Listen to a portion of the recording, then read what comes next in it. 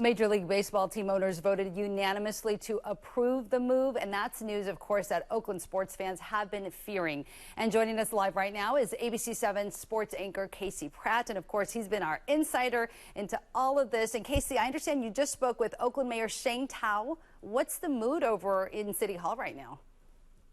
Well, the mood is really that it's not a surprise. I mean, we've been saying for a while now, this was happening today. It was going to get approved.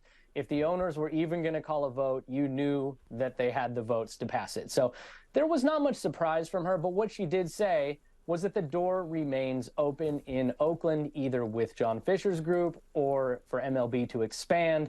And Oakland does actually have some chips here on the table because the A's have a lease through 2024. After that, they don't know where they're going to play for 25, 26, 27 until a new ballpark could be built in 2028. So if they want to have somewhere to play and they want to come back to Oakland to play at the Coliseum, they're going to have to give something up to get that. I know this is a terrible day for fans in Oakland. I understand that, and that's why we've always had a policy of doing everything humanly possible to avoid a relocation, and I truly believe we did that in this case. I understand this is an incredibly difficult day for Oakland fans, and I just want to say we gave every effort and did everything we could to try and find a solution there, and it was only in the last couple of years that we began to turn our attention to another market, that being Las Vegas. I'm very excited about the opportunity in Vegas. The fans there are terrific. The success of the Raiders and the Golden Knights has shown, as well as our own AAA team, the Aviators, has shown just how successful professional sports can be in that market. And we really look forward to opening day in 2028. And you know, Casey, I know that we talked to folks earlier this morning who are part of that movement to try to keep the A's in Oakland. Do you think they have a shot at all?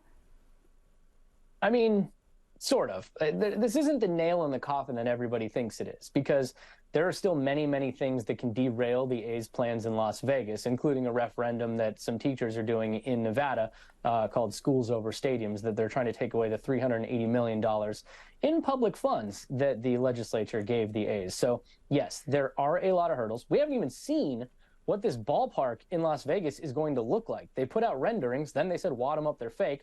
According to my sources, it's going to be weeks before we even see the actual renderings. So MLB passed this without even showing anybody what this is going to look like, how they're going to pay for it. Way too much information is up in the air. And you heard John Fisher, a very rare comment from him just a second ago in that soundbite, say they did everything they could to get it done in Oakland. Was getting it done in Oakland part of how many years they wasted on Fremont or San Jose or challenging MLB's antitrust exemption in lawsuits? They wasted so many years, including another year in Oakland when they picked a ballpark site by Laney College that they didn't even have approval to negotiate on. They really only in earnest began trying to build in Oakland in 2018, and the pandemic happened in 2020. So I don't really believe those comments. Well, as we heard from Mayor Sheng Tao, there's a lot of light between now and the time that shovels will be in the ground, so we'll see what happens.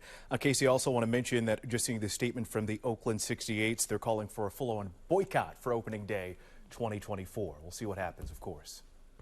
Yeah, that's not a reverse boycott. That's a full-on boycott, like nobody goes in. So A's fans are responding in force already. We know they're not giving up. Exactly. That's for sure. Never. Yeah. Never say never here. Casey Pratt, we appreciate you as always. I'm sure we'll see you on the later newscast covering this for us. Thank you, Casey. Yeah, busy day.